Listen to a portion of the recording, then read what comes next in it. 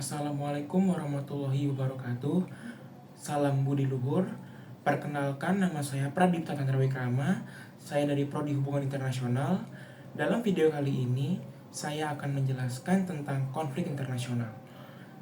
Karena materi ini masuk ke dalam materi kuliah saya, jadi saya akan menjelaskan Anda terhadap konflik internasional.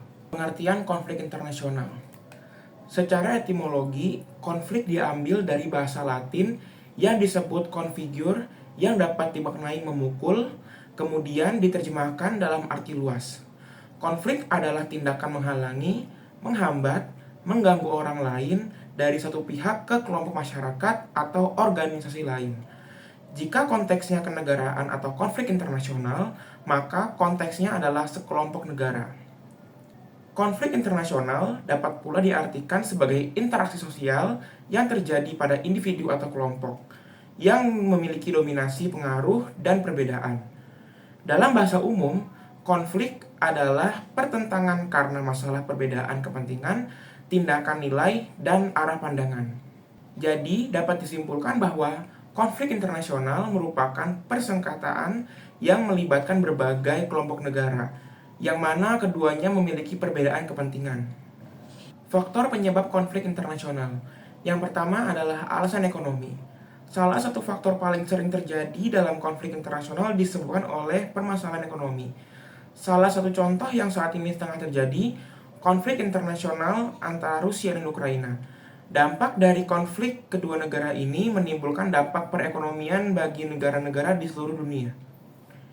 Yang kedua adalah zonasi batas wilayah. Adapun faktor penyebab konflik internasional yang lain yaitu masalah status klaim batas wilayah. Negara yang mengalami konflik internasional batas wilayah lebih sering terjadi ke negara tetangga.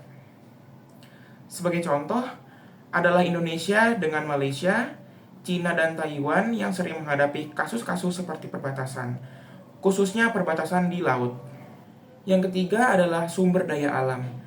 Tidak dapat dipungkiri jika setiap negara memiliki keunggulan sumber daya alam yang unik. Maka tidak heran jika sumber daya alam dapat menjadi pemicu konflik internasional. Hal ini wajar karena tidak semua negara memiliki kekayaan yang sama. Salah satu konflik internasional yang disebabkan oleh sumber daya alam adalah kasus antara Indonesia dan Malaysia yang memiliki sengketa Laut Natuna atau Laut Cina Selatan.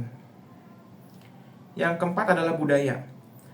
Budaya juga menjadi salah satu faktor utama pemicu konflik antar negara, apalagi negara-negara yang memiliki banyak kesamaan. Salah satu contohnya adalah budaya Indonesia dan Malaysia yang memang sebenarnya masih satu rumpun. Yang kelima adalah aspek yuridis. Aspek yuridis ternyata juga dapat memicu terjadinya konflik internasional. Kita tahu bahwa setiap negara memiliki kepentingan untuk membangun kerjasama satu sama lain.